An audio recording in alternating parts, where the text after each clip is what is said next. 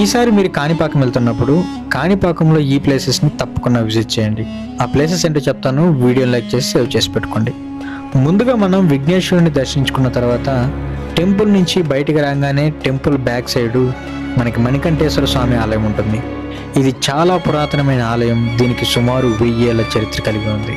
ఈ ఆలయం లోపల ఉన్న శిల్పకళ ఎంతో బాగుంటుంది. ఈ టెంపుల్ పక్కనే మనకి ఎవ్రీడే రాహుకేతు పూజలు కూడా జరుగుతూ ఉంటాయి.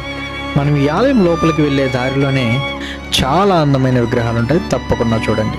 మణికంఠేశ్వరుని దర్శించుకున్న తర్వాత సెకండ్ ప్లేస్ వరదరాజస్వామి ఆలయం. ఇక్కడ భూదేవి శ్రీదేవి సమేత వరదరాజస్వామి ఉంటారు. ఇది కూడా చాలా పురాతనమైన ఆలయం, తప్పకుండా చూడండి. వరదరాజస్వామి దర్శనం చేసుకున్న తర్వాత మెయిన్ టెంపుల్ బయటకు వచ్చే రోడ్ సైడు అలా స్ట్రైట్ డెడ్ ఎండ్కి వెళ్తే అక్కడ అన్న ప్రసాదాలు జరుగుతూ ఉంటాయి. తప్పకుండా అక్కడ భోజనం అయితే చేయండి, టేస్ట్ మాత్రం చాలా బాగుంటుంది. తర్వాత కుదిరితే కాణిపాకం పక్కన ప్రవహించే నది పేరు బాంబే నది. ఇది ఓన్లీ వర్షాకాలం మాత్రమే ఇక్కడ నీళ్ళైతే చూడొచ్చు.